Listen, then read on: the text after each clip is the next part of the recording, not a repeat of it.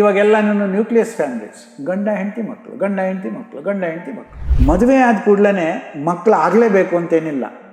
Decide ಮಾಡಿ. ಮಕ್ಕಳನ್ನು ನೋಡ್ಕೊಳ್ಳೋ ಜವಾಬ್ದಾರಿ ಗಂಡ ಹೆಂಡತಿದವು, ಬೇರೆಯವ್ರದ್ದಲ್ಲ. ಮಗುವಿಗೆ ಕಲಿಕೆ ಅದು ಹೇಗೆ ಆರಂಭ ಆಗುತ್ತೆ ಅನ್ನೋದ್ರ ಬಗ್ಗೆ ನೀವು ಪ್ರತಿಯೊಂದು ಗಮನಿಸಬೇಕು. ವಿಶೇಷವಾಗಿ ಬಹಳ ಜನ ನಾವು ನೋಡೋದೇನು ಅಂತಂದರೆ, ಊಟ ಮಾಡಿಸ್ಬೇಕಾದ್ರೆ ಅಯ್ಯೋ ಮಗು ಊಟ ಮಾಡಿದ್ರೆ ಸಾಕು ಅಂತ ಹೇಳಿ ಕರೆದು ಅದ್ರ ಕೈಗೆ ಮೊಬೈಲ್ ಕೊಟ್ಟು ಕೂಡಿಸ್ಬಿಡ್ತಾರೆ. ಅದೇನೋ ನೋಡ್ತಾ ಇರುತ್ತೆ, ತಿಂತಾ ಇರುತ್ತೆ. ಮಗು ಏನು ತಿಂತಾ ಇದೆ ಅನ್ನೋ ಪ್ರಜ್ಞೆ ಕೂಡ ಮಗುಗೆ ಇರೋಕ್ಕೆ ಸಾಧ್ಯ ಇಲ್ಲ. ಚಿಕ್ಕ ವಯಸ್ಸಿನಲ್ಲೇ ನೀವು ಮೊಬೈಲ್ ಕೊಟ್ಬಿಟ್ಟು ಮಗುಗೆ ಅಭ್ಯಾಸ ಮಾಡಿಬಿಟ್ರೆ ಬಹುಶಃ ಶಾಲೆಗೆ ಹೋದ್ಮೇಲೂ ಇದನ್ನು ನೀವು ಡಿಸ್ಕಂಟಿನ್ಯೂ ಮಾಡೋಕ್ಕೆ ತೊಂದರೆ ಕಷ್ಟ ಆಗುತ್ತೆ. ಈ ಮೊಬೈಲ್ ಗೀಳು ತುಂಬ ಆಗಿಬಿಟ್ರೆ ಮಗುವಿನ ಬುದ್ಧಿಶಕ್ತಿ ಮೇಲೆ ತುಂಬ ಪ್ರಭಾವ ಬೀಳುತ್ತೆ.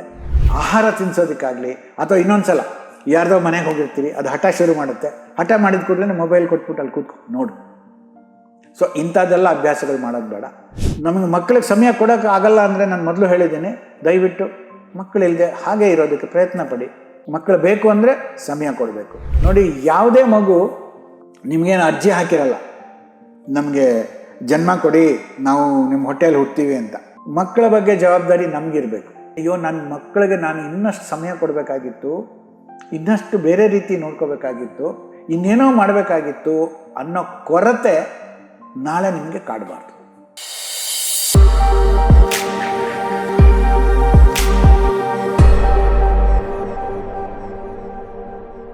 ನಮಸ್ಕಾರ ಸ್ನೇಹಿತರೆ. ಮಕ್ಕಳಲ್ಲಿ ಕಲಿಕೆ ಆರಂಭ ಯಾವಾಗ ಆಗುತ್ತೆ, ಮಕ್ಕಳಲ್ಲಿ ಕಲಿಕೆಯನ್ನು ಹೇಗೆ ಗುರುತಿಸ್ಬೋದು, ಮಕ್ಕಳಲ್ಲಿ ಆ ಕಲಿಕೆ ಎಷ್ಟು ಕೌತುಕವಾದದ್ದು ಅನ್ನೋದು ಕೂಡ ಪೋಷಕರಾದವರು ತಿಳ್ಕೋಬೇಕು. ಮಕ್ಕಳ ಸಂಪೂರ್ಣ ಜವಾಬ್ದಾರಿ ಪೋಷಕರದ್ದು.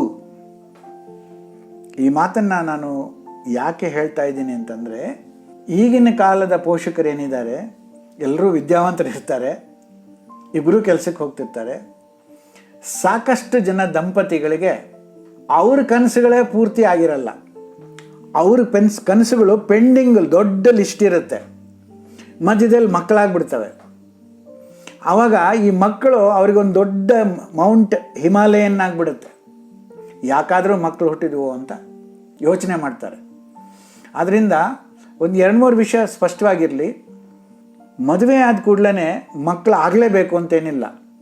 ಡಿಸೈಡ್ ಮಾಡಿ, ನಮಗೆ ಮಕ್ಕಳು ಬೇಡ, ನಮ್ಮ ಪಾಡಿಗೆ ನಾವು ಇರ್ತೀವಿ, fine, there is nothing wrong. ಆದರೆ ಮಕ್ಕಳು ಬೇಕು ಅಂತ ನೀವು ಆಸೆ ಪಟ್ಟು, ನೀವು ಇಚ್ಛೆ ಪಟ್ಟು ಮಕ್ಕಳ ಮಾಡಿಕೊಂಡಿದ್ದಾದರೆ ಅವರಿಗಾಗಿ ನೀವು ಸಮಯವನ್ನು ಕೊಡಬೇಕು ಮತ್ತು ಅವ್ರಿಗೆ ಬೇಕಾಗಿರುವಂಥ ವ್ಯವಸ್ಥೆಯನ್ನು ನೀವು ಮಾಡಬೇಕಾಗತ್ತೆ. ಇದರಲ್ಲಿ ಅಡಿಷ್ನಲ್ ಇನ್ನೊಂದು ಪಾಯಿಂಟ್ ಏನು ಅಂತಂದರೆ, ನಮಗೆ ಮಕ್ಕಳಾಗಿದೆ ಅಂತ ಆದಮೇಲೆ ಮನೆಯಲ್ಲಿ ಸ್ವಲ್ಪ ಜನ ಹಿರಿಯರು ಇರ್ತಾರೆ, ಸೇ ಗ್ರ್ಯಾಂಡ್ ಪೇರೆಂಟ್ಸ್ ಅಂತ. ನಾವಿಬ್ಬರೂ ಕೆಲಸಕ್ಕೆ ಹೋಗ್ತೀವಿ, ಅದರಿಂದ ಈ ಮಕ್ಕಳನ್ನು ನೋಡ್ಕೊಳ್ಳೋ ಜವಾಬ್ದಾರಿ ಗ್ರ್ಯಾಂಡ್ ಪೇರೆಂಟ್ಸ್ದು.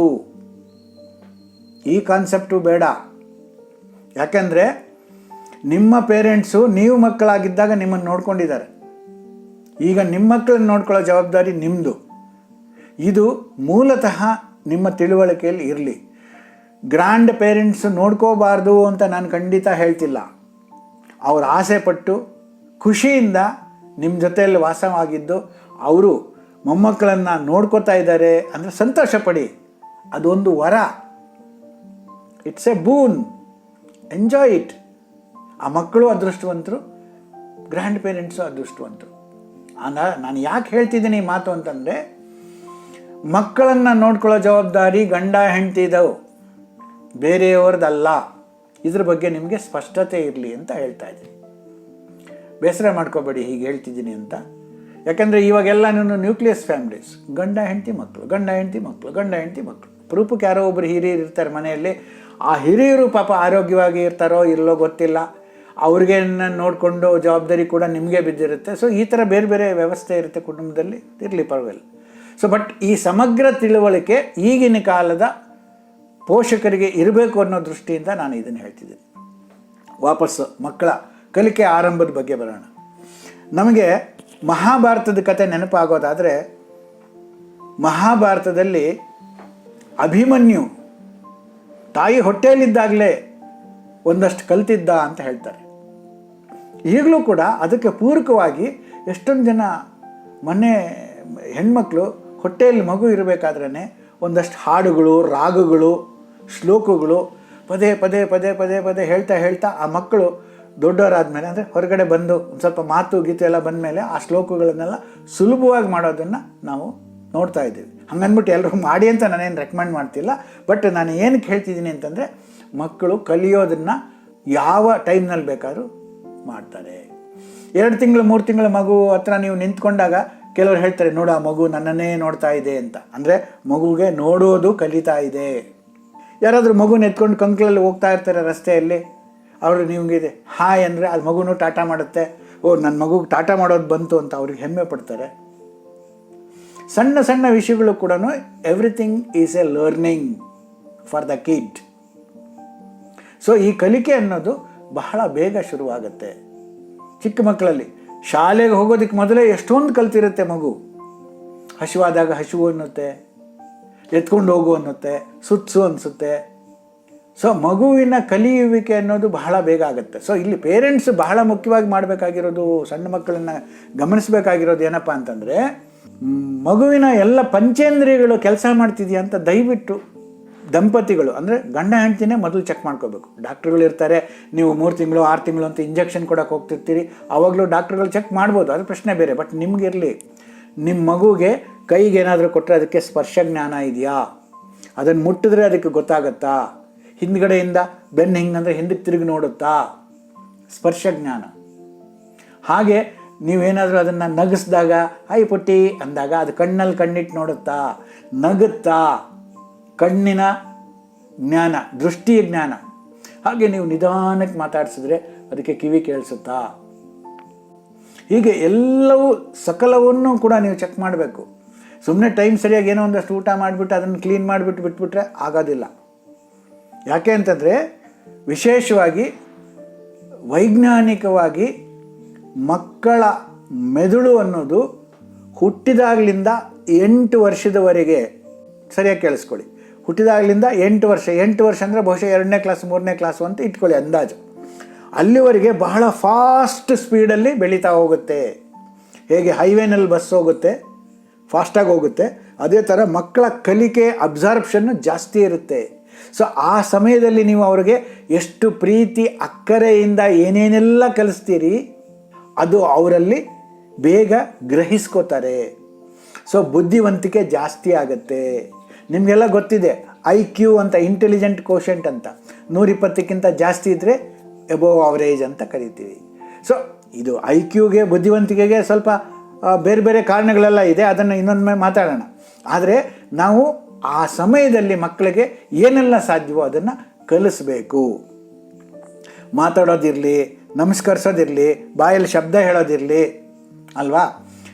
ಈ ಪೇರೆಂಟ್ಸು ಎಷ್ಟು ಆತುರವಾಗಿರ್ತಾರೆ ಅಂದರೆ, ಮಗುಗೆ A for apple, B for ball ಒಂದು 2-3 ಪದ ಇಟ್ಕೊಡ್ಲೆ ಏನು ಖುಷಿನೋ, ನನ್ನ ಮಗುಗೆ ಇಂಗ್ಲೀಷೇ ಬಂದ್ಬಿಡ್ತು ಅಂತ. ಬಂದವ್ರ ಹತ್ರ ಎಲ್ಲ ಹೇಳು ನೀನು A for apple B for ball ಹೇಳು. ಅದು ಎಷ್ಟು ಹೇಳಿಸ್ಬಿಡ್ತಾರೆ ಅಂತಂದರೆ, ಅದು ಕಡೆಗೆ ನಾನು ಸ್ಕೂಲಲ್ಲಿ ಹೇಳಲ್ಲ ಅಂತ ಕೆಲವು ಮಕ್ಕಳು ಮೊಂಡು ಬಿದ್ದುಬಿಡ್ತವೆ. ಇರಲಿ, ಇದೆಲ್ಲ ನಾನು ಹಾಸ್ಯಕ್ಕೆ ಹೇಳ್ತಿದ್ದೀನಿ ಅಂತ ನೀವು ಇಟ್ಕೊಳ್ಳಿ. ನಾನು ಏನಕ್ಕೆ ಹೇಳ್ತಿದ್ದೀನಿ ಅಂತಂದರೆ, ಮಗುವಿಗೆ ಕಲಿಕೆ ಅದು ಹೇಗೆ ಆರಂಭ ಆಗುತ್ತೆ ಅನ್ನೋದ್ರ ಬಗ್ಗೆ ನೀವು ಪ್ರತಿಯೊಂದು ಗಮನಿಸಬೇಕು. ಆ ಮಗುಗೆ ಊಟ ತಿನ್ನಿಸೋವಾಗಿರ್ಬೋದು, ಆ ಮಗು ಕೈ ತೊಳ್ಕೊಳ್ಳುತ್ತಾ, ಕಾಲು ತೊಳ್ಕೊಳ್ಳುತ್ತಾ, ಎಲ್ಲವನ್ನು, ಅಂದರೆ ನೀವು ಸಣ್ಣ ಸಣ್ಣ ವಿಷಯಗಳನ್ನು ಹೇಳ್ತಾ ಹೋಗಬೇಕು. ಬೆಳವಣಿಗೆ ಹಂತಗಳನ್ನು ನೀವು ಸರಿಯಾಗಿ ಗಮನಿಸ್ಕೊಂಡು ಮಗುವಿಗೆ ವಿಶೇಷವಾಗಿ ಆಹಾರ ಪದ್ಧತಿನ ನಾನು ಯಾಕೆ ಮೆನ್ಷನ್ ಮಾಡ್ತಿದ್ದೀನಿ ಅಂತಂದರೆ, ಸಾಕಷ್ಟು ಮಕ್ಕಳಿಗೆ ಜಂಕ್ ಫುಡ್ ತಿನ್ನೋದು ಅಭ್ಯಾಸ ಆಗಿಬಿಟ್ಟಿರುತ್ತೆ. ಯಾರು ಬಂದರೂ ಕೂಡ ನನಗೊಂದು ಪ್ಯಾಕೆಟ್ ಚಿಪ್ಸ್ ಕೊಡಿಸೋ ಅನ್ನೋದು, ಅದಕ್ಕೆ ಹೆಸರುಗಳಿದೆ, ಬೇರೆ ಬೇರೆ ಬ್ರ್ಯಾಂಡು, ಅವರು ಅದಕ್ಕೆ ಟೇಸ್ಟಿಂಗ್ ಪೌಡರು ಎಲ್ಲ ಹಾಕಿರ್ತಾರೆ, ಅದೇ ಬೇಕು. ಆಮೇಲೆ ಸಾಫ್ಟ್ ಡ್ರಿಂಕ್ ಕುಡಿಯೋದು, ಚಾಕ್ಲೇಟ್ ತಿನ್ನೋದು. ಸೊ ಈ ಥರ ಜಂಕ್ ಫುಡ್ಡಿಂದು ಹ್ಯಾಬಿಟ್ ಆಗಿರುತ್ತೆ. ಆ ಮಕ್ಕಳಿಗೆ ಅದು ಕೊಟ್ಟರೆ ಮಾತ್ರ ಸಂತೋಷ ಆಗುತ್ತೆ. ಫುಡ್ ಬಗ್ಗೆನೂ ಇನ್ನೊಂದು ಸಲ ಮಾತಾಡೋಣ. ಅದು ನಾನು ಏನಕ್ಕೆ ಹೇಳ್ತೀನಿ ಅಂದರೆ, ಈ ಹ್ಯಾಬಿಟ್ಸ್ ಎಲ್ಲನೂ ಮಗುವಿಗೆ ಸರಿಯಾಗಿ ಬರಬೇಕು, ಸರಿಯಾಗಿ ನಿದ್ರೆ ಮಾಡಬೇಕು, ಸಮಯಕ್ಕೆ ಸರಿಯಾಗಿ ನಿದ್ರೆ ಮಾಡಬೇಕು. ಆಮೇಲೆ ಮಗುವಿನ ಜೊತೆಗೆ ನೀವು ಜಾಸ್ತಿ ಸಮಯ ಕಳೀಬೇಕು. ಇದನ್ನು ಯಾಕೆ ಹೇಳ್ತಿದ್ದೀನಿ ಅಂತಂದರೆ, ಭಾಳ ಜನ ಅಯ್ಯೋ ಆಫೀಸಿಂದ ಬಂದಿದ್ದೀವಿ, ನಮಗೆ ಸುಸ್ತಾಗ್ಬಿಟ್ಟಿದೆ, ಈಗ ನಮ್ಮದು ನಾವು ವಿಶ್ರಾಂತಿ ತೊಗೊಂಡ್ರೆ ಸಾಕು ಅಂದ್ಬಿಟ್ಟು ಮಗುನ ಟಿ ವಿ ಮುಂದೆ ಕೂಡಿಸ್ಬಿಟ್ಟು ಯಾವುದೋ ಯೂಟ್ಯೂಬೋ ಅಥವಾ ಇನ್ಯಾವುದೋ ಕಾರ್ಟೂನು ಹಾಕಿ ಬಿಟ್ಬಿಡ್ತಾರೆ. ಅದು ಪಟ ಲಟ ಅಂದ್ಕೊಂಡು ಟಿ ವಿ ನೋಡ್ತಾ ಇರುತ್ತೆ. ಇಲ್ಲ ಅದಿಲ್ಲ ಅಂತಂದರೆ ಒಂದು ಮೊಬೈಲ್ ಕೊಡ್ತಾರೆ ಕೈಗೆ, ಅದು ಯಾವುದೋ ಒಂದಷ್ಟು ನೋಡ್ತಾ ಕೂತ್ಕೊಳ್ಳುತ್ತೆ. ವಿಶೇಷವಾಗಿ ಬಹಳ ಜನ ನಾವು ನೋಡೋದೇನು ಅಂತಂದರೆ, ಊಟ ಮಾಡಿಸ್ಬೇಕಾದ್ರೆ ಅಯ್ಯೋ ಮಗು ಊಟ ಮಾಡಿದ್ರೆ ಸಾಕು ಅಂತ ಹೇಳಿ ಕರೆದು ಅದ್ರ ಕೈಗೆ ಮೊಬೈಲ್ ಕೊಟ್ಟು ಕೂಡಿಸ್ಬಿಡ್ತಾರೆ. ಅದೇನೋ ನೋಡ್ತಾ ಇರುತ್ತೆ, ತಿಂತಾ ಇರುತ್ತೆ. ಮಗು ಏನು ತಿಂತಾ ಇದೆ ಅನ್ನೋ ಪ್ರಜ್ಞೆ ಕೂಡ ಮಗುಗೆ ಇರೋಕ್ಕೆ ಸಾಧ್ಯ ಇಲ್ಲ. ಸೊ ಮಗುನ ಆಚೆ ಕರ್ಕೊಂಡು ಹೋಗ್ತಿರೋ, ಇನ್ನೊಂದು ಮಾಡ್ತಿರೋ, ತಮಾಷೆ ಮಾಡ್ತಿರೋ, ಏನು ಮಾಡ್ತಿರೋ. ಸೊ ಅದಕ್ಕೆ ಆ ಊಟ ತಿಂಡಿದು ಮೌಲ್ಯ ಗೊತ್ತಾಗೋದೇ ಇಲ್ಲ. ಸೊ ಅದರಿಂದ ಈ ಕೆಲವು ಡಿಸಿಪ್ಲಿನ್ಗಳನ್ನು ನೀವು ಮಾಡಲೇಬೇಕಾಗತ್ತೆ. ಯಾಕಂದರೆ ಮೊಬೈಲ್ ನೋಡಿ ನೋಡಿ ಎಷ್ಟೊಂದು ಜನ ಮಕ್ಕಳು ಕಣ್ಣು ಏರುಪೇರಾಗಿರೋದನ್ನು ನೀವು ನೋಡ್ತಾ ಇದ್ದೀರಿ. ಚಿಕ್ಕ ವಯಸ್ಸಿನಲ್ಲೇ ನೀವು ಮೊಬೈಲ್ ಕೊಟ್ಬಿಟ್ಟು ಮಗುಗೆ ಅಭ್ಯಾಸ ಮಾಡಿಬಿಟ್ರೆ ಬಹುಶಃ ಶಾಲೆಗೆ ಹೋದ್ಮೇಲೂ ಇದನ್ನು ನೀವು ಡಿಸ್ಕಂಟಿನ್ಯೂ ಮಾಡೋಕ್ಕೆ ತೊಂದರೆ ಕಷ್ಟ ಆಗುತ್ತೆ. ಈ ಮೊಬೈಲ್ ಗೀಳು ತುಂಬ ಆಗಿಬಿಟ್ರೆ ಮಗುವಿನ ಬುದ್ಧಿಶಕ್ತಿ ಮೇಲೆ ತುಂಬ ಪ್ರಭಾವ ಬೀಳುತ್ತೆ. ಅದರ ಬುದ್ಧಿವಂತಿಕೆ ತುಂಬ ಕಡಿಮೆ ಆಗೋ ಚಾನ್ಸಸ್ ಕೂಡ ಇರುತ್ತೆ. ಅದರಿಂದ ಆಹಾರ ತಿನ್ನಿಸೋದಕ್ಕಾಗಲಿ ಅಥವಾ ಇನ್ನೊಂದು ಸಲ ಯಾರ್ದೋ ಮನೆಗೆ ಹೋಗಿರ್ತೀರಿ, ಅದು ಹಠ ಶುರು ಮಾಡುತ್ತೆ. ಹಠ ಮಾಡಿದ ಕೂಡಲೇ ಮೊಬೈಲ್ ಕೊಟ್ಬಿಟ್ಟು ಅಲ್ಲಿ ಕೂತ್ಕೊ ನೋಡು. ಸೊ ಇಂಥದ್ದೆಲ್ಲ ಅಭ್ಯಾಸಗಳು ಮಾಡೋದು ಬೇಡ. ಸೊ ಅದರಿಂದ ಸ್ನೇಹಿತರೆ, ಇವತ್ತು ನಾನು ಹೇಳಬೇಕು ಅಂತಿದ್ದೇನೆಂದರೆ, ಒಂದು ಕಲಿಕೆ ಅನ್ನೋದು ಮಕ್ಕಳಲ್ಲಿ ಬೇಗ ಆರಂಭ ಆಗುತ್ತೆ. ಅಕ್ಷರ ಜ್ಞಾನನೇ ಆಗಬೇಕು ಅಂತಿಲ್ಲ. ಅದು ಆಮೇಲೆ ಕಿಂಡರ್ ಗಾರ್ಟನ್ KG ಅದೆಲ್ಲ ಇನ್ನೊಂದು ವಿಡಿಯೋದಲ್ಲಿ ಮಾಡೋಣ. ಸೊ ಕಲಿಕೆ ಅನ್ನೋದು ಮಕ್ಕಳಲ್ಲಿ ಹೇಗೆ ಶುರುವಾಗುತ್ತೆ ಅನ್ನೋದಕ್ಕೆ ಇದು ವಿಡಿಯೋ. ಅಂದರೆ ನೀವು ಬಹಳ ಹುಷಾರಾಗಿರಬೇಕು. ಅಪ್ಪ ಅಮ್ಮನೇ ಕಲಿಸೋದ್ರಲ್ಲಿ ಹೆಚ್ಚು ತೊಡಗಿಕೊಳ್ಳಬೇಕು. ಮತ್ತು ನಮಗೆ ಮಕ್ಕಳಿಗೆ ಸಮಯ ಕೊಡೋಕೆ ಆಗಲ್ಲ ಅಂದರೆ ನಾನು ಮೊದಲು ಹೇಳಿದ್ದೀನಿ, ದಯವಿಟ್ಟು ಮಕ್ಕಳಿಲ್ಲದೆ ಹಾಗೆ ಇರೋದಕ್ಕೆ ಪ್ರಯತ್ನ ಪಡಿ. ಮಕ್ಕಳು ಬೇಕು ಅಂದರೆ ಸಮಯ ಕೊಡಬೇಕು. There is no shortcut. ಆಮೇಲೆ ನಾವು ಯಾರನ್ನೋ ಟ್ಯೂಷನ್ಗೆ ಕರೆದ್ಬಿಟ್ಟು ಅದೆಲ್ಲ ಮುಂದಕ್ಕೆ ಮಾತಾಡೋಣ. ಸೊ ಇವಾಗ ಯಾಕಂದರೆ ನೋಡಿ, ಯಾವುದೇ ಮಗು ನಿಮಗೇನು ಅರ್ಜಿ ಹಾಕಿರಲ್ಲ, ನಮಗೆ ಜನ್ಮ ಕೊಡಿ, ನಾವು ನಿಮ್ಮ ಹೊಟ್ಟೆಯಲ್ಲಿ ಹುಡ್ತೀವಿ ಅಂತ. ಸೊ ನಾವು ದಂಪತಿಗಳಾಗಿದ್ವಿ, ನಮ್ಮ ರಸಕ್ಷಣಗಳನ್ನು ದೇವರು ಅದನ್ನು ಪರಿವರ್ತನೆ ಮಾಡಿ ನಮಗೊಂದು ಮಗು ಅನ್ನೋ ಒಂದು ವರ ಕೊಡ್ತಾನೆ. ಸೊ ಹಾಗಾಗಿ ಮಕ್ಕಳ ಬಗ್ಗೆ ಜವಾಬ್ದಾರಿ ನಮಗಿರಬೇಕು. ಸಾಕಷ್ಟು ವಿಷಯಗಳನ್ನು ನಾವು ತಿಳ್ಕೊಳ್ಳೋದಿದೆ. ಸೊ ಹಾಗಾಗಿ ಮತ್ತು ಮಕ್ಕಳನ್ನು ನೋಡ್ಕೊಳ್ಳೋ ಜವಾಬ್ದಾರಿ ನಮಗೆ ಇರಬೇಕು. ಇಲ್ಲಿ ಏನಂದರೆ ಸಂಪೂರ್ಣ ಸಹಕಾರ, ಪ್ರೀತಿ, ಮಕ್ಕಳ ಜೊತೆಗೆ ಹೇಗೆ ನಡ್ಕೊಳ್ಬೇಕು, ದಂಪತಿಗಳ ಜವಾಬ್ದಾರಿ. ಯಾಕಂದರೆ ಮಾತಾಡ್ಬೇಕಾದ್ರೆ ಏನು ಹೇಳ್ತೀವಿ, ನಾಳೆ ನೋಡಿದವ್ರು ಏನಂತಾರೆ, ಇಂಥವ್ರ ಹೊಟ್ಟೆಯಲ್ಲಿ ಇಂಥ ಕೂಸು ಹುಟ್ಟುತ್ತಾ ಮಾತಾಡ್ತಾರೆ, ಇಂಥವ್ರ ಮನೆಯಲ್ಲಿ ಇಂಥವ್ನು ಹುಟ್ಟಿದ್ನಾ ಮಾತಾಡ್ತಾರೆ. ಈಗ ಎಲ್ಲರ ಮನೇಲಿ ಎಲ್ಲ ಥರದವ್ರು ಹುಟ್ಟುತ್ತಿದ್ದಾರೆ, ಅದು ಬೇರೆ ಪ್ರಶ್ನೆ. ಆದರೆ ನಾನೇನು ಹೇಳಿದಂದರೆ, ನಾಳೆ ಒಂದು ದಿವಸ ನೀವು ಯಾವುದೋ ಕಾರಣಕ್ಕೆ ಅಯ್ಯೋ ನನ್ನ ಮಕ್ಕಳಿಗೆ ನಾನು ಇನ್ನಷ್ಟು ಸಮಯ ಕೊಡಬೇಕಾಗಿತ್ತು, ಇನ್ನಷ್ಟು ಬೇರೆ ರೀತಿ ನೋಡ್ಕೋಬೇಕಾಗಿತ್ತು, ಇನ್ನೇನೋ ಮಾಡಬೇಕಾಗಿತ್ತು ಅನ್ನೋ ಕೊರತೆ ನಾಳೆ ನಿಮಗೆ ಕಾಡಬಾರ್ದು. ಆದ್ದರಿಂದ ಸೊ ಇವತ್ತಿನ ವಿಡಿಯೋದಲ್ಲಿ ನಾನು ಸ್ಪಷ್ಟವಾಗಿ ಹೇಳಬೇಕಾಗಿದ್ದೇನೆಂದರೆ, ಮೊದಲನೇದು, ಮಗುವಿನ ಕಲಿಕೆ ಬೇರೆ ಬೇರೆ ಬೇರೆ ರೂಪದಲ್ಲಿ ಬೈ ಬರ್ತ್ ಶುರುವಾಗಿಬಿಡುತ್ತೆ.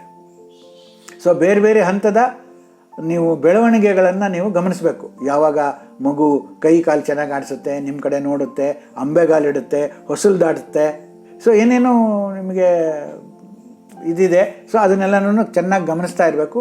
ದೊಡ್ಡವ್ರ ಹತ್ರ ಕೇಳಿ ಹೀಗೀಗಿದೆ ಅಂತ. ಸೊ ಏನಾದರೂ ತೊಂದರೆ ಇದ್ದರೆ ಮಕ್ಕಳಿಗೆ ಸಂಬಂಧಿಸಿದಂಥ ಡಾಕ್ಟ್ರುಗಳನ್ನು ನೋಡೋದನ್ನು ಖಂಡಿತ ಮರಿಬೇಡಿ. ಹಾಗೆ ಮಕ್ಕಳನ್ನು ನೋಡ್ಕೊಳ್ಳೋ ಜವಾಬ್ದಾರಿ ನಿಮ್ಮದು. ಸೊ ಕಲಿಕೆಯ ಆರಂಭ ಅನ್ನೋದು ಮನೆಯಲ್ಲಾಗತ್ತೆ, ನಾಟ್ ಅಟ್ ದ ಸ್ಕೂಲ್. ಕಲಿಕೆಯ ಆರಂಭ ಮನೆಯಲ್ಲಾಗತ್ತೆ. ಚಿಕ್ಕ ಚಿಕ್ಕ ಹಾಡು ಹೇಳ್ಕೊಡೋಳಿರ್ತಾರೆ, ಶ್ಲೋಕ ಹೇಳ್ಕೊಡೋರ್ತಾರೆ, ದೇವ್ರ ಕೈ ಮುಗಿ ಅಂತಾರೆ. ಊಟ ಮಾಡಿದ್ಮೇಲೆ ನಾವು ಜಾಣ, ಗುಡ್. ಸೊ ಈ ಪಾಸಿಟಿವ್ ಎನರ್ಜಿನ ನಾವು ಮನೆಯಲ್ಲೇ ಮೊದಲೇ ಶುರು ಮಾಡಬೇಕು. ಸ್ಕೂಲ್ಗೆ ಹೋಗಿ ಮಾರ್ಕ್ಸ್ ಕಾರ್ಡ್ ತೊಗೊಂಬಂದ್ಬಿಟ್ಟು ನೀನು 90% ತೊಗೊಂಡಿದ್ಯಾ, ವೆರಿ ಗುಡ್ ಅಂತ ಆಮೇಲೆ ಬೆನ್ನು ತಟ್ಟೋದಲ್ಲ. ಚಿಕ್ಕ ಚಿಕ್ಕದಕ್ಕೂ ನಾವು ಮಕ್ಕಳಿಗೆ ವೆರಿ ಗುಡ್, ಜಾಣ, ಒಳ್ಳೆಯವನು, ಬ್ಯೂಟಿಫುಲ್. ಸೊ ಈ ಥರ ನಾವು ಹೇಳ್ತಾ ಹೇಳ್ತಾ ಹೇಳ್ತಾ ಮಕ್ಕಳಿಗೆ ಮಾಡಬೇಕು. ಹಾಗೆಯೇ ಬೇರೆ ಮಕ್ಕಳ ಜೊತೆ ಹೊಂದ್ಕೊಳ್ಳೋ ವಿಷಯವಾಗಿ ಮತ್ತೊಂದು ಸಲ ಮಾತಾಡೋಣ. ಸೊ ಇವತ್ತಿನ ನನ್ನ ವಿಡಿಯೋದ ಉದ್ದೇಶ ಏನಿತ್ತು ಅಂತಂದರೆ, ಕಲಿಕೆಯ ಆರಂಭ ಯಾವಾಗ ಆಗುತ್ತೆ ಅದ್ರ ಬಗ್ಗೆ ನಮಗೆ ಸ್ಪಷ್ಟತೆ ಇರಲಿ ಅನ್ನೋ ದೃಷ್ಟಿಯಿಂದ ಈ ವಿಡಿಯೋ ಮಾಡಿದ್ದೀನಿ. ನಮಸ್ಕಾರ ಸ್ನೇಹಿತರೆ. ನೀವು ಏನಾದರೂ ಪ್ರಶ್ನೆಗಳನ್ನು ಕೇಳೋದಿದ್ದರೆ ಅಥವಾ ಇದ್ರ ಬಗ್ಗೆ ಏನಾದರೂ ಕೇಳೋವಂಥದ್ದು ಮಕ್ಕಳೇ ಅಥವಾ ಯಾರಾದರೂ ಕೇಳೋದಿದ್ರು ಕೂಡ ಅದನ್ನು ನಾವು ಪರಿಗಣಿಸಿ ಅದಕ್ಕೆ ಸೂಕ್ತವಾದ ವಿವರಣೆ ಕೊಡಲಿಕ್ಕೆ ಖಂಡಿತ ಪ್ರಯತ್ನ ಮಾಡ್ತೀವಿ ಅಂತ ಹೇಳ್ತಾ ಮತ್ತೆ ಸಿಗೋಣ. ನಮಸ್ಕಾರ.